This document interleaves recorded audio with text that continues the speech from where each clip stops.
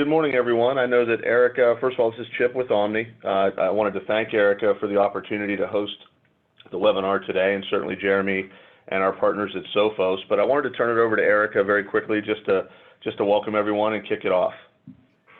Good morning. Thank you very much, Chip and Jeremy. As Chip has said, I'm Erica Storch with the Wheeling Area Chamber of Commerce, and we're grateful for both of you providing us with this information. As everyone is familiar, there's been a lot of discussion about our cybersecurity, particularly now when people have some time and some maybe not the best intent on their hands. So I'm really excited to hear the message. Hopefully we can find value in it, and we can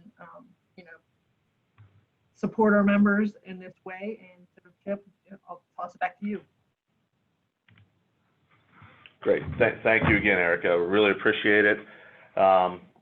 So when Eric and I originally started chatting about the purpose behind this webinar and the intent or desire to do it, I quickly reached out to Jeremy. Sophos is a industry best standard for a lot of the solutions that we provide to our clients, and Jeremy is a great resource to us both professionally and personally. Jeremy's a local guy. So as we go through the webinar, one of the things that I'm most excited about is the willingness that Jeremy and his team have to support us as needed. So Jeremy is a guy that you can get to know both virtually today and in person as we go forward. So, brief description for both of us up there. I know a lot of the folks that are on the webinar today. Those of you that I don't, I would love the opportunity to meet you and talk a little bit more about how we can help your business. But Jeremy's a great resource. So, for now, and he's got a meetup link on the slide there. We're very excited about having continued discussions with anyone that's interested in learning more about how they can be more secure and how we can help them do that in such a challenging time. So we look forward to doing that. So Jeremy, if you go ahead and move to the next slide. What precipitated the direction of this webinar was a discussion that I had with Erica, and we have seen a significant increase in alerts or questions, concerns come from our clients, specifically saying they've seen an increase in both phishing attempts, malware attempts, receiving suspicious or funny emails, and some really challenging things that they're dealing with. And what that has done is it's really created a change in the conversations that we're having with our clients. And one of the processes that we've put in place recently is we want to provide more of an advisory approach to our clients. We've always strived to do that, but we want to be really, really focused about it moving forward. But these conversations are changing, and I'm excited about it because I think it allows us to dive deeper into the challenges that business leaders face. And a couple of those things that we've heard traditionally, I'm looking to save money. I want to save money on my IT spend. Why would anyone want to attack my small business? What data could I possibly have that would be beneficial to a hacker? And my employees are still clicking on fake emails. Those things are changing. They're transitioning into things like, am I really doing enough? Am I investing enough in my security tools? What can I do to reduce exposure? And how can I train my employees to spot email abuse? One of the terms that Sophos has provided us that we've stolen and we use daily is that your employees are your human firewalls, and Jeremy will speak to that and how we can educate them to be less susceptible to let bad things into your network. And really, as I thought about partners, we easily could have pulled this together and run through slides, but we are really proud to have a partner like Sophos and have a resource like Jeremy. So the bottom line is our clients want and deserve more advice and information on ways that you can simply perform better. Creating strong partnerships like we have with Jeremy and the team at Sophos, they're really deep subject matter experts. If we need those resources, they can provide them to us. It allows us to support our clients much, much better. So Jeremy will walk you through some things about actual risks and attacks that have occurred in the state of West Virginia and close by, and really ways that we can, and there'll be overviews. So please, at the end of all this, let's connect and make sure that we can provide you more information. We do intend to give away some prizes. It's really hot out. We've got some cool Arctic Omni tumblers. We're a small company, so the Yetis aren't quite in our budget yet, but we'll get there. But they're great resources, and There'll be a Q&A at the end, so pay attention, answer some questions, and we'll give away a few prizes. So again, thank you all for attending. I'll pass it over to Jeremy to run you through the slides, and I look forward to answering any questions anyone might have. If I have to crack up with the Yeti comment. I think even if I could afford the Yetis in bulk, I wouldn't buy them because the Arctics have been just as good in my exposure. But thank you, Chip, for the warm introduction and all the support that the Omni team has provided to the team here at Sophos. And as you do point out, I am local, so I do spend a good bit of time in the West Virginia market. I actually grew up about 30 minutes north of West Virginia, in Morgantown to be more specific. So if you're familiar with Fayette County, in like the Uniontown region, so that's where I grew up. I now live in the Pittsburgh region, so not too far away, but I'm a local kid. I'm well versed in the area. Wheeling, obviously Cabela's not too far down the road either. So did spend some time there growing up. So we're gonna focus today on two big things. I want to talk largely about education. So the goal of today is to walk away from here feeling stronger and more informed about what's happening in the market, specifically your own backyards, and then what's happening largely at scale, right? It's always good to know what's going on at your neighbor's yard, but it's also good to know what's going on across the town to see what's happening soon. And we're going to end it towards the later session here of just talking about how Sophos and Omni are working together and providing you that best-in-class visibility to your security posture. So as we go through this, I asked everybody a Q&A early with the registration, and I like to do what's called a word map. So you take all your responses, you take any statements you pick up, and you drop them in this bucket, and the program will dump out what words use the most prevalent. So as you look at this, the thing that stands out to me is I think everybody wants to come away with this, with a better understanding of how to protect their systems from attacks and improve their security. That's the way I interpret it. Maybe I'm looking too much into it, but that is kind of how I visualize this whole day and how we're going to talk about all the upcoming slides. But most importantly, I like to stop because when we get into topics of cybersecurity, many people feel uncomfortable because it's not their strong point. And I can relate to that. If you ask me how to start repairing an engine to a car, repair a car on an engine block, I'm going to feel some type of way as well because I'm not a mechanic. When we walk away from this today, I want everybody to feel more aware of what's going on.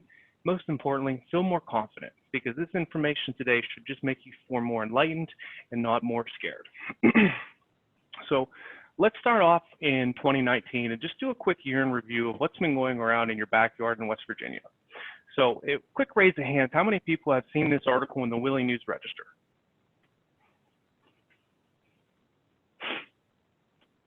And if you haven't, that's okay. This is about a year old. But there was last year in the county a cyber attack. So Harrison County Courthouse on June 13th, 2019 noted that they were hit with a ransomware. Now, what was interesting about this ransomware attack is they weren't necessarily going in trying to, exploit privileged data. They weren't trying to get personal information out of this attack. They were just trying to make money, right? Because the reality is they look at this, there's going to be more time spent for you in the government to restore all of this information because these files were dating back to the 1700s. So the likelihood of some of these files even still existing in a physical form and what condition they could have been in are very uncertain, not to mention some of the cost and labor hours. So as the IT team at Harrison County looked at this, and even Brooke County Systems had some issues too, they decided that, hey, the time it's going to cost us to spend in returning all of this doesn't outweigh just paying this $1,500 ransom. And in fact, if you look at the FBI website, they suggest not paying it, but a lot of businesses do. So initially, when they had paid this ransom, they only received 85% of their files back. Now, why did the attackers only give them back 85%? Oh, because they're criminals. They don't have a decent bone in their body. So what they did was go back and they asked for more money. And then eventually the courthouse did receive the remaining 15%. Now they know this as criminals, right? They know that sometimes the cost of labor is going to exceed the cost of their demand, and you're going to pay it, or you're going to fight the good fight and lose all that information. What was very telling though was the Harrison County clerk, Susan Thomas, said, the cyber attack only affected the office's online access to vital records, estate and probate documents, and tax records. The records are still available for review at the clerk's office, though recreating our online database could take years. So $1,500 or the salary of how many IT workers to restore that. I can see why they did it. As we pivot out of government and still kind of stay in that public sector space, another raise of hands here, because I think this one caught a lot more headlines. Has anybody seen what was going on with Wood County schools more recently? I see Lori raised her hand. All right, good. We got some people still, awake now. It's good. So Wood County was a very interesting one. Wood County had an attack that started on November 6th. So it knocked their entire system offline. They actually had to enforce a week-long technology shutdown. And traditionally, when you think technology in schools, you're thinking, well, they didn't have wireless. They didn't have computers. This attack was so brutal that it actually disabled the ability for the door access controls to allow people in and out. They had no way of scanning license or IDs to see who was coming in the school. Every operation that provided technology was gone. The only way they were actually able to stay afloat was being able to pay some third-party vendors to assist in recovery. And this is because they were using the WVEIS system, which was actually hosted through the state of West Virginia and was able to still get bills out and pay their schools. So they had to go through manually, school by school, machine by machine, replace all their hard drives, re-image all of their desktops, and rebuild their infrastructure. Now, I don't have an estimate of the cost. That's never probably going to be seen. But the important thing to note here, in this scenario, they did not pay the ransom. So all of their systems that went offline had to be restored through manual labor. Now, interestingly, the superintendent's quoted on December 6, 2019, a month later, it's probably going to be a month or so, maybe longer, until everything is up and running the way it was before. Now, I've not had the opportunity with obviously the pandemic going on to reinvestigate this and see where they left off, but you have to imagine that if December 6th, they were still considering that month or so away, that there's a good possibility the school district did not get online in time to actually provide remote learning opportunities to those students when we shut down in February. So very sad story to talk about, and I do hope the people at Wood County School District are in a better place. Pivoting into a little bit of a better and more positive note, how many have talked to, seen, heard of the West Virginia CTO, Chief Technology Officer, Joshua Spence? Quick raise of hand if you've heard this name, quick raise of hand if you listened to him, talked to him, anything at all. I know we have a couple government officials on the webinar this morning, so I hope there are a couple people who have interacted with this man. Awesome, so I see a couple hand raises. So Josh is a pretty outstanding individual. He's pretty versed in what he's doing and what he's trying to provide for the state, and I really like this interview provided here. And for those that are watching here, you don't have to worry about saving this link. I'm going to be providing both the copy of this webinar to rewatch with your teams, as well as the handouts of the slides. So you will have this link, but there is a full interview here where you can watch everything. But I condensed this just for visibility. So the three big things Josh talks about in this interview and how the state of West Virginia is approaching their technology strategy is, he says they implemented what's known as the detection and response software. So if you see a lot of the industry buzzwords, this acronym is known as EDR, and that stands for Endpoint Detection and Response. And what that allows Josh's team to do in the office is leverage threat intelligence and assess for vulnerabilities. Now, those always sound really cool in sentences and webinars and videos, but to put that in more layman's terms, Josh's team is able to take their entire network at any point in time, say, I want to know what's happening here. And that can be any question at all. Do I have vulnerable ports? Do I have systems unpatched? Have there been suspicious logins? And they can ask all the computer systems this, and they'll return a response, and then his team's able to evaluate that to see if there's any threat level there, and have just a more proactive approach to their security model. And the reason that is Josh is trying to assess what impact is going to be possessed on the highest risk of the dollar value. So whether that's the internal servers themselves, maybe there's, and almost guaranteed, there's probably some more confidential records they don't want to see have the Harrison County Courthouse exposure to, or even worse yet, like the Wood County scenario where they have to rebuild the entire infrastructure. So it's a really strong plan that they put into a place. I do encourage everybody, if they have a few minutes, it's only about a 5-minute interview, and it's very well done. So as we pivot out of West Virginia, we want to start looking at things in the broad scale of things. This is a map from 2003 at the end of the year of what's called a heat map. So when you see a heat map more commonly, it's zones that are very strong. So in 2003, this was the heat map for attack vectors, where the most successful cyber breaches happened. Above it is 2019. So let's ask ourselves, in 16-ish years, what have we learned? The answer is not much. And I don't know if that's at fault of our own or it's just the criminals are always one step ahead of us. But at any rate, the reality is that 2 in 3 organizations in 2019 fell victim to cyber attacks. And a lot of the material I'm about to be covering is actually from our own market research team at Sophos. This is pulled from 4,100 different SMBs across the country. So as we share this data, keep in mind, we're also going to bring in some global talking points as well. Now, as we talked about these organizations, we want to look at how the most significant attacks found their way into the environment. And you'll see here largely, as everybody here on this phone call is probably very much aware, email is the primary vehicle. 1/3 of all attacks came in through it.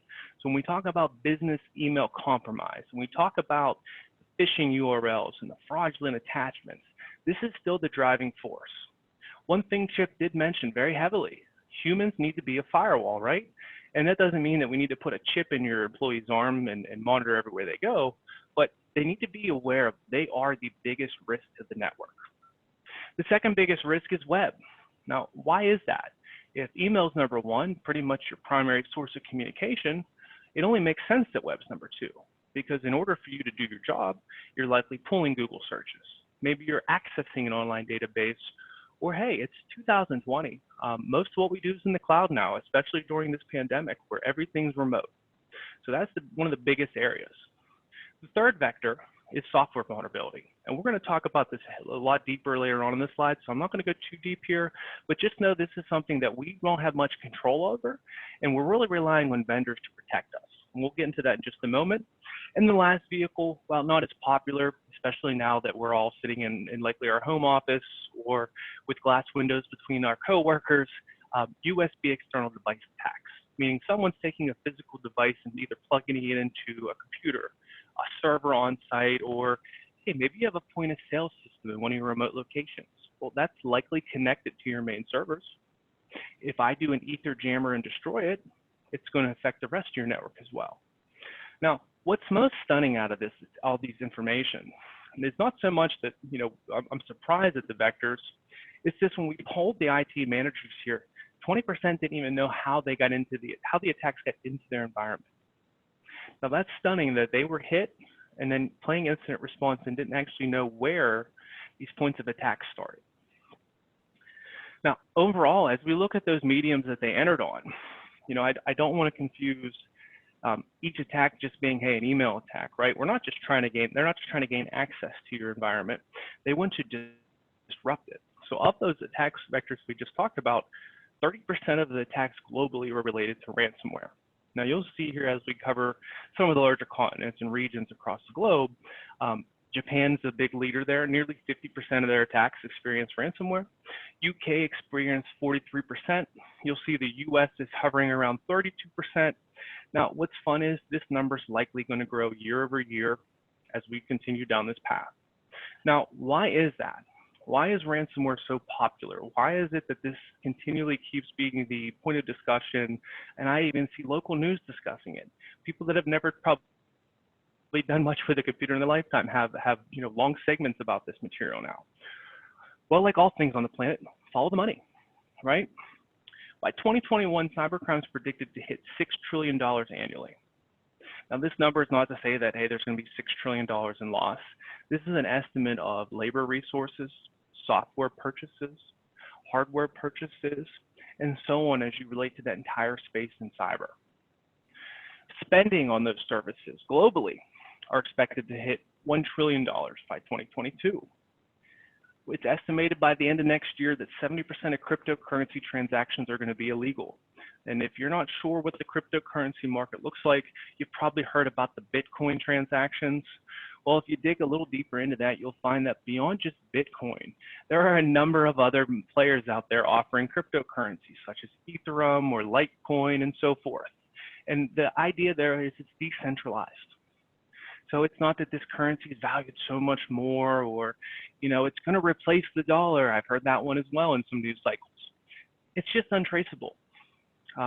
Quick raise of hands, who saw in the news yesterday some of the Twitter hack accounts that got pushed out, like Elon Musk, Joe Biden, even Barack Obama I saw got hit.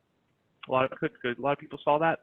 Now, did anybody see what the note was there? Quick raise of hand. If, did anybody see what the ransom was for those accounts? So the idea was, if you sent this Bitcoin wallet $1,000 in Bitcoin, they would send you back $2,000. Good deal, right? You send me half, I send you double. Well, the problem is it's fraudulent. Now, I'm very interested to see the metrics that come out of that, because there are probably some ways to find out how much money was spent. But it was a pretty big scandal yesterday that many big name accounts got hit. Also a little bit peculiar too. In 2019, the U.S. budget increased again for cybersecurity to $15 billion. That's a 1.4% or 4.1% year-over-year growth. And this is only what we're able to see visibly. This doesn't talk about the NSA, CIA, or FBI money that may be doing initiatives to maybe counter intel or attacks with cybersecurity modeling. This is just what we're seeing from a defense perspective. It's a pretty dramatic shift when you think about how much money out of your tax dollars are being used for protecting the country. Now, as I mentioned, don't expect ransomware to go anywhere. In 2018 alone, there was a 350% growth. We're expecting that to grow another 57 times by 2021. So this is going to be in our lives probably for the rest of it. So let's talk about this and how these ransomware attacks really start to occur and some of the ways they can hit you. And this is what I mentioned earlier about vulnerabilities. So in short, and this is the simplest way to put it, an exploit or exploitation technique is the underlying way in which an attacker can abuse software or hardware vulnerability to make a computer do something it shouldn't. So let's use a very simple example, right? If your house is older and it doesn't actually have windows that have secure locks that go to both sides, maybe it just has the top latch. Well, someone could maybe push something up between it and turn that latch, right? There's a vulnerability in that design. That's why that window is replaced with a double locking mechanism from the side frames. Now apply that to a computer. Now, obviously, there's not a physical way to reach in with a card and unlock, your login screen, but just trying to paint a little bit of a metaphor here so you can get some ideas of how these vulnerabilities are there. Now, what's most surprising and kind of scary is the uptick in vulnerabilities. Now, if you look between 2010 and 2016, we actually have less combined vulnerabilities than we do just between 2017 and 2018 alone. 2019 alone.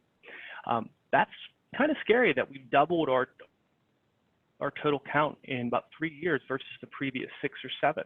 Now, why is that? Well, in 2010, moving into 2016, we started to make a shift to where the world was very reliant on using cloud technologies and mobile software and all kind of changes that the technology market previously did not demand of us. So from 2017 on, we see just this crazy number of vulnerabilities reported each year. We're expected now, by the end of 2020, to exceed it again. We are on track for 17,864 vulnerabilities, and that's just using the assumed trend that we're on right now. There's nothing to say that, hey, tomorrow a bunch of bounty hunters find new vulnerabilities and this gets to 20,000 by the end of the year. It's a very scary reality that we're living in. What's challenging about vulnerability is you have to ask the vendor to support you on this. So if you're using software and you hear these terms like end of life, end of support, please pay a lot of attention, because that means that your software is no longer being patched and maintained by these vendors. That means you are a sitting duck on a pond and there's a hunter pointing the barrel down at your throat. Coming back to the word frequency we talked about earlier, and again, you'll kind of see a trend here. I really like using these charts. We took the CVE database, and that's the Common Vulnerability Explanation. And we took all the ways that the words were used to explain vulnerabilities, and we did the same thing. We threw them in a tunnel, shook it up, and dumped out the results. Now you'll notice here, again, there's kind of a statement that comes out. The vulnerability allows remote attackers. Simply put, that is the goal of the vulnerability, to allow remote access to whatever it is they're dealing with. And I know a lot of people probably think, well, hey, I'm not really in IT, I'm not as concerned about patching, I'm not as concerned about maintaining the latest firewall, but I'm going to safely bet, and I'll take a quick raise of hand by everybody here, who's using Google Chrome? I think we probably would have all attendees raising their hand. Yep, there they are. There we go. So did you know in February, there was a pretty big bug that was put out to your Chrome browser that lasted about 3 days. And it's known as what's called a zero-day threat, meaning it's a vulnerability discovered typically by someone in the security space where some attacker or malicious actor, and I really shy away from the term hacker because hacker is wildly misused. Life hackers, right? Everybody's a life hacker. We all want easier ways to do things. So I don't like to construe a actual malicious actor with a hacker. Sorry, that's my 2 cents of opinion there. But this was rated a 4 of 10 in terms of severity. And that puts it at a medium rate. And what this was able to do was you could have gone to any website with this specific vulnerability on it, and you would have no idea. The attacker would have gained a direct entry into your machine through the Chrome browser, and they would have had the ability to remotely execute anything they wanted. So if they wanted to just turn your webcam on and mess with you and say, hey, I see you, they could do that. If they wanted to install software that allowed them to gain more access later on when you're not on the machine and start taking data off, they could have. And most scary, what if they just ran a file that encrypted and put ransomware on your computer? You would have no idea, because this backdoor allowed full access in. So it's very important, especially as you look at your software. If you're using a Google Chrome, if you're using Firefox, and I don't mean to pick on any of these big vendors, be sure you're making the patches available to your machine automatically. You never want to have to go in and manually do that, because as soon as Google had discovered this vulnerability, they did have the patch out within those 3 days. So yes, 3 days, it was kind of scary, but in those 3 days, as long as you weren't going to any suspicious websites, you were more than likely okay. Now, I want to pivot into some things we can take away today to help make everybody stronger. And these are free services, free tools. There's nothing you have to purchase to do with them. And the first thing we want to talk about is please use a password manager. I can't stress this enough. Every person in my family I have had at least a 5 to 10 minute conversation with as to why this is so important. First and foremost, we're probably recycling passwords. Now, there's a number of cool websites out there. Just to name a few, haveibeenpwned.com. This is a website where when breaches occur, and you've seen last year like the Equifax breach or the Adobe breaches, or even years ago when the Target breach occurred, there's companies out there going out and taking those breach databases and they're assembling a service off them. Now, most of these services are free, but you can punch your email in. They'll look up your email and they'll tell you what password you were using in those breaches. Now, what's scary is so many people recycle passwords that once those passwords are public, now they're going to take your email, they're going to go to your Facebook or your Instagram or your Twitter, see what kind of things you're into, whether it's services, purchases, or just general social interest, and they're going to start seeing if that email and password combination works. Now, the password manager is so awesome here because it does a number of things for you. 1, it will generate passwords. No more thinking. 2, it will save those passwords for you. No more remembering. And 3, perhaps my favorite thing, now when you start getting links and suspicious accounts being sent to you, and you're not quite sure if it's the right website or if it's a fraudulent or spoof website, the password manager is actually able to discover if that website's legitimate or not. Am I actually at facebook.com signing in, or is this a knockoff version of Facebook that someone's just trying to get my password?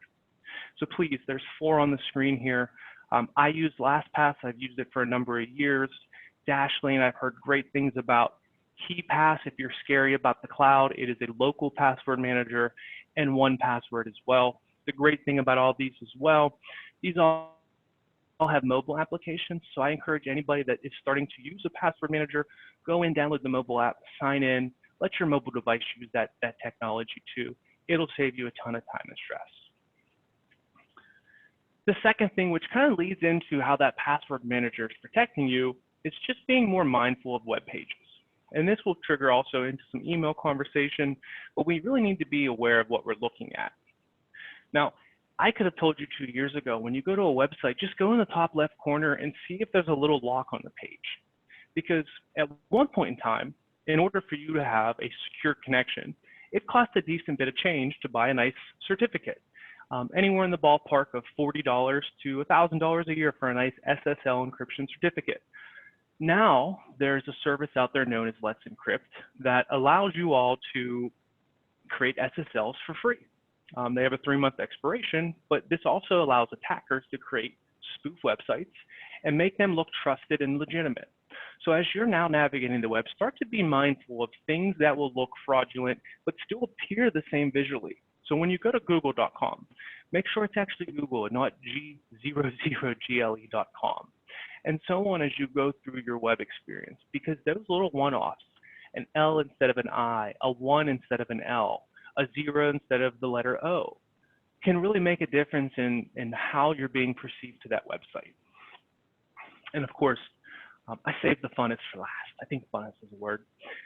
Phishing emails, right? Take the bait. You know, you're now the prey. Now, I have to ask, and I'm going to actually take a response here if someone can provide it. What do these 3 brands have in common? And if there's no guesses, that's okay. But if somebody wants to volunteer, I'll hit the unmute button and you can answer it. So if anyone wants to raise their hand on this, I see there's 5 people raised. I don't know if you guys or the guys and girls intended. I'm going to lower your hands real fast. And then if you know the answer, what these 3 brands have in common with phishing emails, please raise your hand. If not, I will answer it. Oh, Ashley Ware. All right, here we go. I like it. A little enthusiasm this morning. Jess, or Jim, or Chip, can somebody please unmute Ashley? She's going to answer this for us.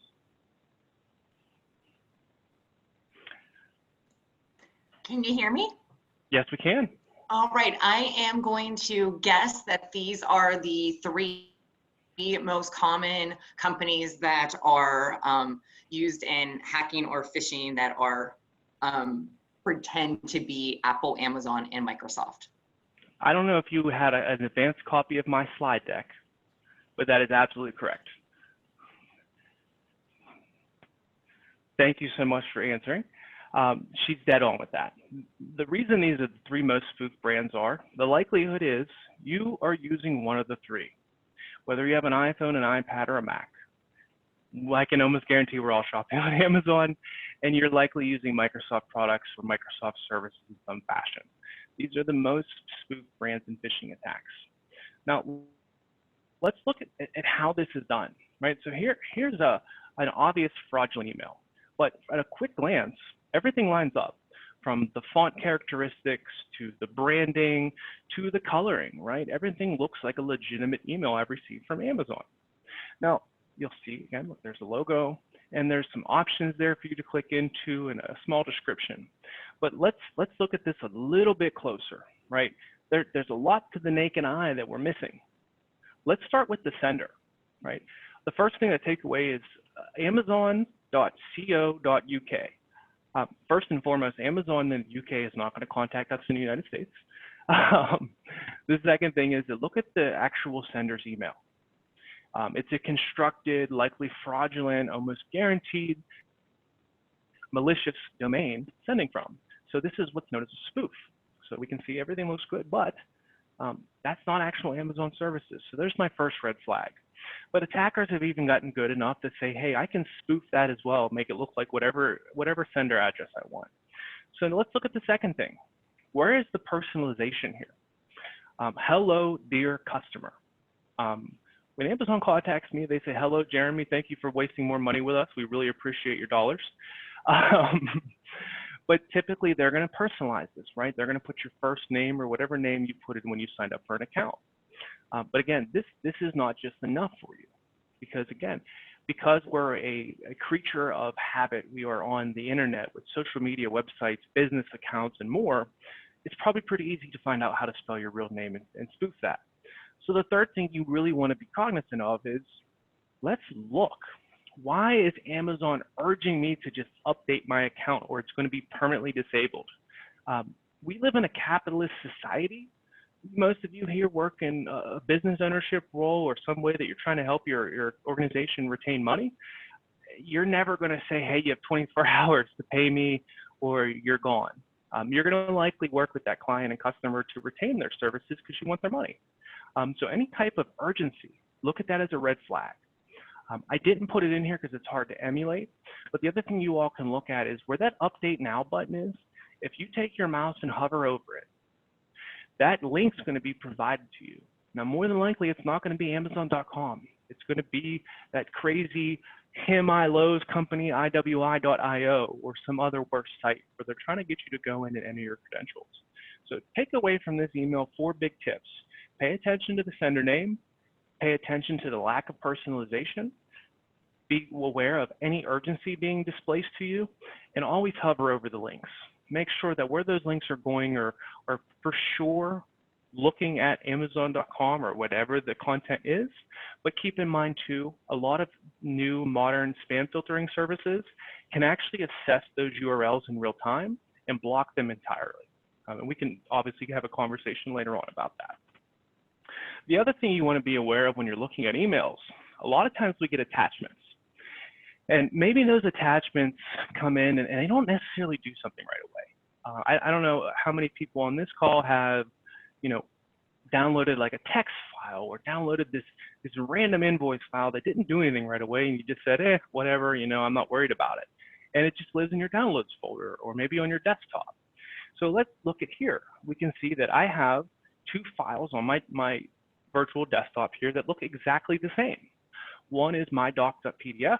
One is a shortcut to mydoc.pdf. The difference being, one is actually a PDF, one's a script to call out that quote.txt file you see in the top left corner. Because we downloaded them together, they were separate. The antivirus program likely didn't detect anything malicious because by themselves they do nothing. But when you pair them together, they do something bad. Now, this is known as software packaging. So what this means is a file extension that can associate with an application, and the file header is going to be the most important. Now, when you all click on an icon, and you'll see most times if it's a Word document, it comes up with a little Word logo, or it's a PowerPoint file, it has that little P on it. Well, if the file name isn't recognized, Windows just puts this generic screen on there where you go, what the heck is this?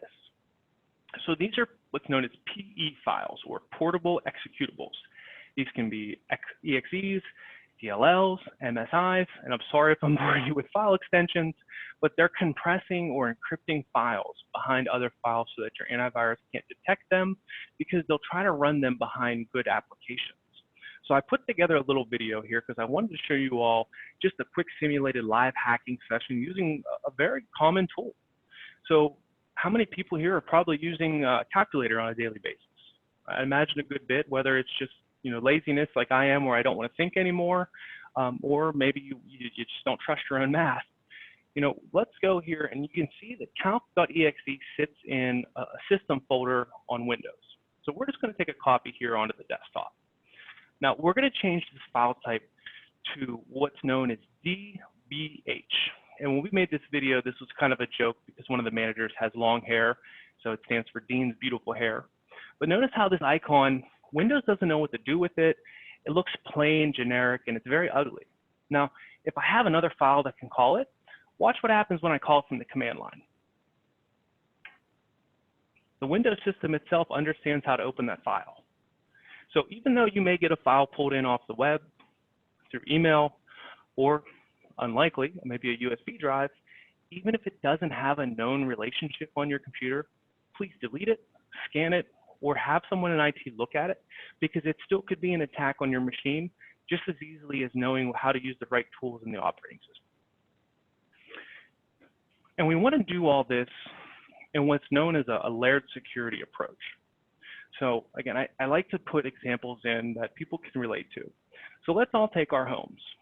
The first thing we did in the 1700s was we put locks on our doors and windows, right? That was seen as a preventative measure. Well, as time grew and we got more neighbors and more people around us, we started to put we started to put fences in front of our house. And hey, maybe this wasn't enough, because if the fence wasn't 20 feet tall, I could easily hurdle it and still find a way to maneuver into your house. So maybe you went and you wanted to get something to alert you of intruders. So you went and bought this big ferocious dog, and that's my golden doodle. So you can imagine the fear she instills to unwanted guests. And that's a way to, hey, there's someone in the driveway, Dad. Bark, bark, bark. Wake you up, go outside, see what's going on, or maybe alert the authorities. But now as we've moved into the technology space, we've gotten all these new devices that are smart. So we can provide monitoring outside. We can get a Ring doorbell in our front yard to see who's coming up no matter when. And a lot of these even have night vision on them. So it's great. Someone walks by at 10 o'clock at night, camera flashes on, you get an email alert or text alert or whatever the case may be. But these systems have even evolved further, right? We want to detect, alert, and we want to respond. So now when that alert happens, instead of just telling you, we contact the authorities, right? So all of these new ways to provide layered defense to your house. So if you're doing all this for security of your family, let's now start talking about how we can treat our technology models the same way. So I'm going to introduce a couple things we do here at Sophos. So our two core products that you'll hear us talk a lot about in marketing and even with just Omni, and if you ever sit in some of my own training sessions, we do a lot what's called the XG firewall and Intercept X. So everybody probably knows what a firewall is. If not, it is the point of entry that serves as a quote unquote virtual wall to all of your network traffic. Intercept X is our endpoint client, meaning it is our antivirus. This is what's sitting on your Windows, your Mac, and if any of you are really crazy out there, your Linux desktops, and serves as that last line of defense on your desktop. We have a number of accreditations here from Forrester, Gartner, NSS Labs, FE Labs on how strong our products perform. If you're all curious, we can provide that information to you. It might be a good reading material, or just if, hey, you have superiors that want to know why this product's good. We do have a third-party validation. What's really unique is we do what's known as synchronized security, meaning we take our firewall, we take our endpoint, and we allow them to work together and share info. Now, the one thing that starts to separate us here at Sophos is a concept known as deep learning. Deep learning is around us everywhere. Look at your phone, right? If you have a modern iPhone or an Android phone, you pick it up, it does facial identification. That's through deep neuron learning, meaning it's matching characteristics of your face to a security protocol to allow you in. Amazon Alexa, Echoes, Google Homes, Google or Apple HomePods now. We can now use deep learning to secure these voice-activated devices to just your own device. So no longer do I have to worry about Christmas dinner when my niece comes over and she hears me playing Christmas music and I say, hey, play Bing Crosby. And she goes, no, hey Siri, play Baby Shark. And we're all doing as we eat our ham. And obviously everybody here has probably heard of Elon Musk and Tesla, the smart car raids with Uber, right? That's all deep learning. That's looking at real-time analysis and making decisions on the fly without the interaction of a human. So this deep learning technology is not new. Everybody's using it. The difference being now we're now taking it to a security approach. So let's just take a quick review here. So this is probably what most of your IT teams or your third-party consultants have been advising to you. What's known as a modern strategy, right? Looking at the network layer and the network perimeter and providing you firewall services with sandboxing to pre-detonate, and some of these new modern security services with intrusion prevention or detection and advanced threat monitoring.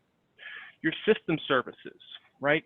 And when we say system, I want to think of this not as a system like your laptop, but a system as in, say, like your email, right? That's a system and a service that you require. Vulnerability management, meaning if you're using line of business apps, say like QuickBooks, is there something vulnerable in QuickBooks that needs patched? Making sure all of that's current. We talk about endpoint hygiene, and this has been an interesting shift since I've gotten into this space, and I'm only 30, so I'm not that old, but endpoint has shifted from being PCs, your Windows devices and Macintoshes, to now including mobile phones, because it's undeniable. There's more personal information and security risk on your mobile phone than there is on your laptop. You text, you call, you take personal photos of your friends and family together. You have passwords saved, social media logins. I'm more interested in stealing your phone than I am your laptop at this point in time. So making sure all those hygiene and security protocols are put in place there. And as Chip mentioned earlier, the human firewall, right? Let's train our people. And so many times in years, we have conversations of, I just need software to protect my people. I need software to protect my people. Well, it's an onion, right? If I pull one layer off, there's another layer. And if I pull that layer off, there's another layer. I want my defense strategy to be that way. If you bypass all of my network system and endpoint protocols, I want my users to be smart enough to know that this is not good. Let's stop what we're doing and contact someone to help. Now, Sophos has identified this modern strategy, and what we've said is we want to make this easy for everybody. So what we've come out with is what we call Sophos Central, and it's one centralized platform to allow you to manage all your products without having to have additional logins, additional vendors, additional throats to choke when you have problems, right? So if I have a problem with my network perimeter, well, we have a number of solutions for you, whether it's the firewall, the remote access devices from home, or just VPN tunnels for your clients to, sorry, not your clients, your users to sit in their home during this pandemic and securely access your services in the office. We look at system and service protection, right? We talk about those vulnerable servers with QuickBooks. Well, we could have InterceptX on those servers to protect you. We may be able to put Central Email Gateway in front of your email services to provide some protection and prevention of some very obvious spam to prevent those attacks. We look at the endpoint hygiene. We talk about InterceptX with EDR for your Windows, Mac, and Linux clients, and we even have InterceptX for mobile, right? So now we can detect if people are trying to attack you on wireless threads. We can do some lightweight web filtering to make sure users aren't going to bad websites, and most importantly, we can just see the antivirus on that endpoint. Android, you have a full scanner. iOS doesn't allow you root access, but there are still some things we can do in fraud prevention there. And then most importantly, the people, right? That human firewall.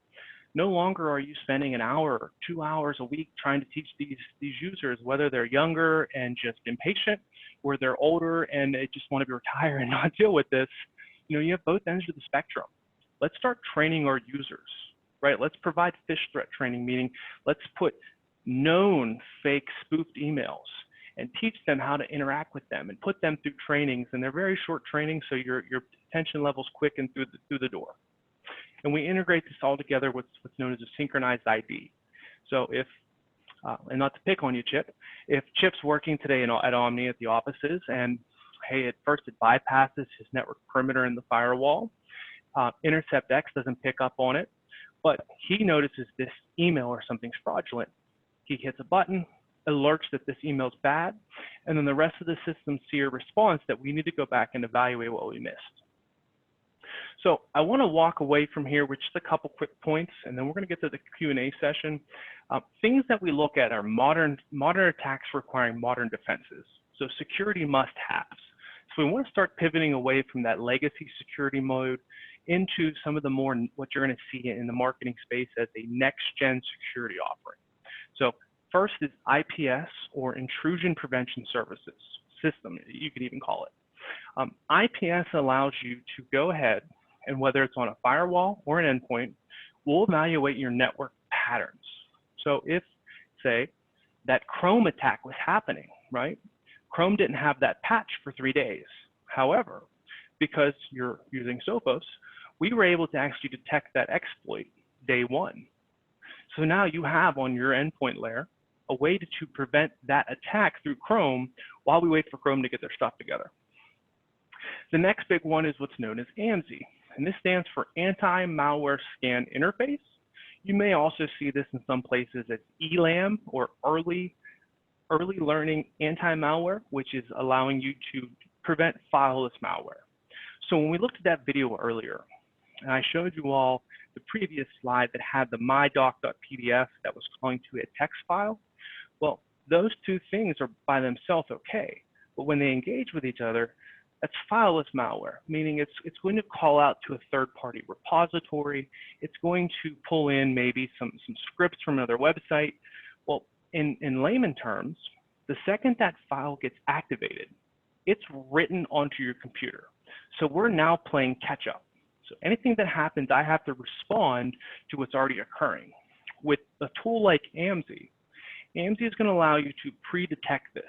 So when this comes in and that file this malware tries to run, before it actually gets written to your computer, we're going to take that script. We're going to detonate it ourselves. We're going to see where it's calling to. We're going to see what it's trying to write on your computer. And we're going to make the first decision if this is safe or bad. Now, even if we pass it as safe, we're still going to scan it again the whole way through because we're paranoid here at Sophos.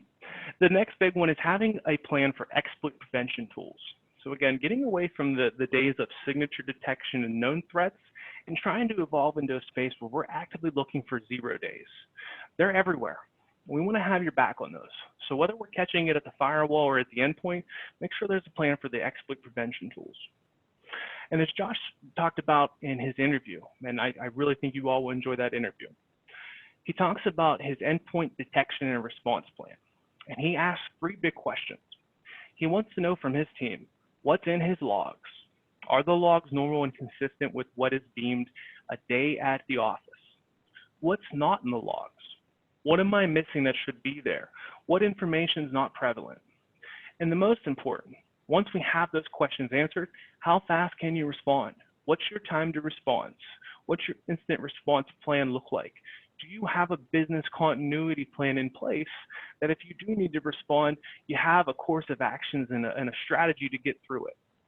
So 4 big points here. And again, Chip's team is very versed in all these spaces. There'll be awesome resources for you all to talk with. And at any point in time, Chip has my direct dial. We can get on the phone together as well. I also wanted to give just a quick visualization of how the endpoint and the firewall are working together for you. So this is a pretty modern strategy here for your environment, right? You have a firewall blocking access to the internet.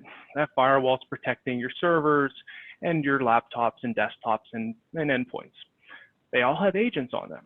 Now you'll see here we have the XG and Sophos Central. That's the management consoles there. Now, when we see an attack happen, and you'll notice here that that computer is now red. So just like a traffic light, green is good, proceed. Yellow, slow down. Red is bad, red, you're dead. So we have instant notification. So we don't have to rely now on getting on the phone and calling IT. We work autonomously. So the second that endpoint says, hey, there is a status red, meaning the endpoint has been compromised or affected, or maybe we just detected a potentially unwanted app we need further investigation on, we're going to tell the entire ecosystem that something's bad here. Now, once we tell that, that automated response happens. We stop communication to your servers. We stop communication to the internet. And most importantly, we stop lateral movement.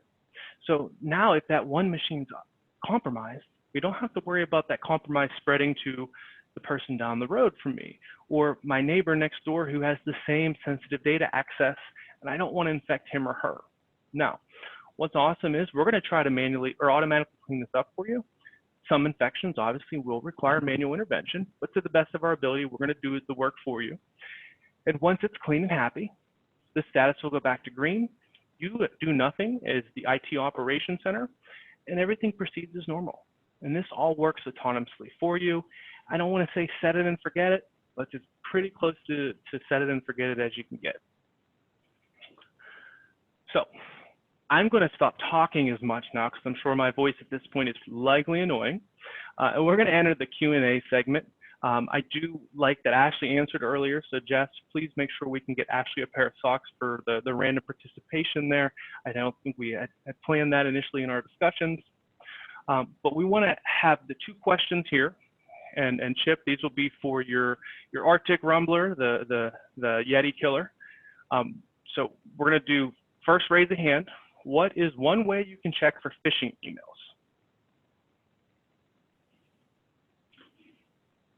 All right, Robert Albright was the first one I saw on my screen. Robert, I'm going to unmute you. And go ahead, sir.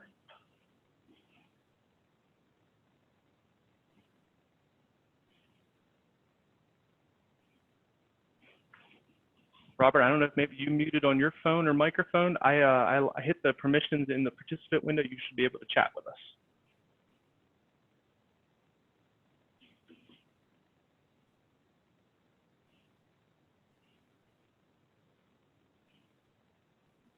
And Robert, if you can't hear me or the mic's not working, maybe toss it in the Q&A window so that at least we get a response somewhere there.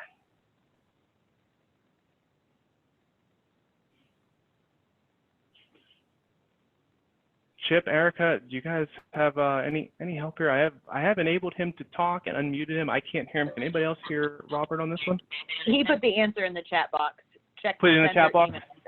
Check the sender email. Awesome. Yep, that is one of them. So I would have taken sender email, hover over the link, look for urgency, and pay attention to lack of personalization. So awesome. Robert Albright, one of the winners for the first Arctic. Congratulations. And the second one here, this is a little bit tougher one. So again, first hand raised, first winner. What is the most vulnerable asset in your organization? And Robert, you can't get two Arctics. Now you're just being stingy. But if no one answers, I will give you I guess I'll leave the Chip to give you the okay for the second one. Nathaniel Miller, all right. Nathaniel, I have hit allow to talk, and I am unmuting you right now.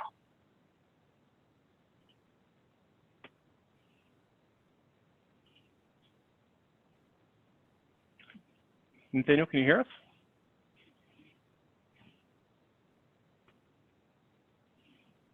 And same thing, if there's technical difficulty. Oh, looks like we have a Q&A response there. Employees, yes, exactly. All right, Nathaniel Miller, you have won the second Arctic. Congratulations to you, sir. Apparently that went backwards on me. And now I want to leave this open to the floor here. So we're gonna end it on this note. And Chip, if you can unmute here and add any talking points you'd like. I'm just going to leave this, and then I'll be available here for any questions. We still have some time left. I can stick around for anybody that wants to talk here. But if anybody would like a pair of Sophos socks, just reach out to Chip here for just a quick 30-minute conversation, 15 probably minute conversation with him. You know, introduce yourself, talk to him about some of your strategies, let him get some ideas, and just build a little bit of relationship with you. And we'll hook you up with some pretty cool Sophos socks. I didn't want to just leave this without an image, because I think when you hear socks, you go, great, what is this, Christmas vacation? Do I really want this? But there's some pretty fun socks. You'll see there the Nigerian prince, please send monies. You see one that says, say hello to my little friend in the top right. The bottom right says something about stinky feet. You'll see some Converses there. And I'm sure Jessica, who's currently the sock holder, probably has some cooler designs that she can share out with you all as well. And I do want to point out here just how valuable of a relationship that the Omni team does provide here. They are technically accredited in all of our product lines. So when you look at a Sophos partner map, you'll see that they are one of the very, very few that provide a architect accreditation in the XG firewall, Sophos Central Platform, endpoint, and server. And they have also earned the highest accreditation in what's known as the Synchronized Security Partner, meaning that they can help you end-to-end integrate technologies together to help make autonomous responses to your security posture. So I'm going to shut up. Chip, feel free if there's anything else you want to add in here. And then to the rest of the attendees here, if you guys have questions, raise your hand. I'll unmute you. You can ask them live. If you want to kick them into the Q&A, that's fine as well. We'll be as flexible as need be. Yeah, thank you, Jeremy. Some great information. I'm confident that most everyone took away something, some of the simple fixes. The one thing I will add is I know that Jeremy talked to it in a previous slide that, the intent for today was not to overwhelm or scare anyone, to hopefully inform and educate. And that's really the approach that we want to take, along with our partners, and certainly Jeremy and the team at Sophos is a great one for Omni. I think that the biggest thing that I would suggest to everybody is, my questions that I typically hear, and have evolved, and am I doing enough? The simple answer to that is probably not. I know sometimes that comes because of budget constraints or, whatever it might be, but that layered approach and the onion, the layers of the onion approach are absolutely the right way to better defend your networks and your sensitive data. And we are happy to meet with you and give you the advice outside of the solutions that we work with on Sophos, great disaster backup and disaster recovery plans and things like that. We can assist with all that, and I'm happy to schedule those meetings. So I will reach out to everyone and send out some information for the survey. We'll send you the link. if you do have any questions or would like to have time with us to have a deeper discussion about your specific needs in your business, we're happy to do it.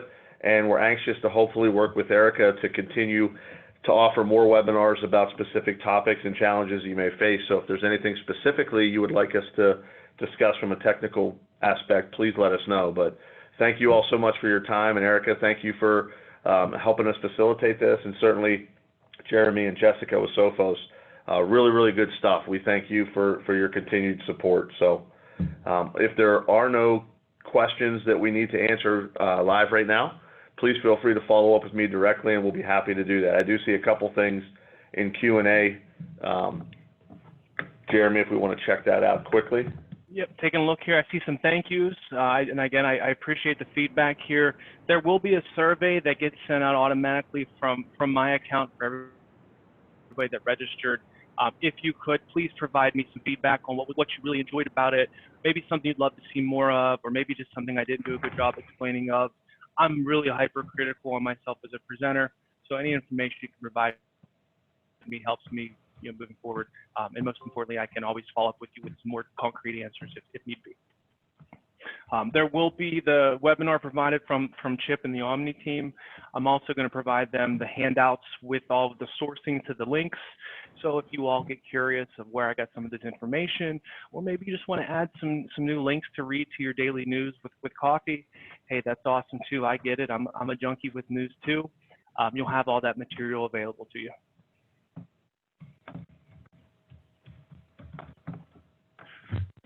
Great. I appreciate you, Jeremy. Yep. I think we're good on the Q&A, Chip. So everybody that joined again, thank you, Chip. I'll leave you to send it home. Yeah, thank you all very much for your time. And again, if you need any support at all, any discussion, we're happy to provide it. So please reach out to us, and we'll hopefully be talking to everyone soon. Have a great day. Thank you, everybody. Stay safe.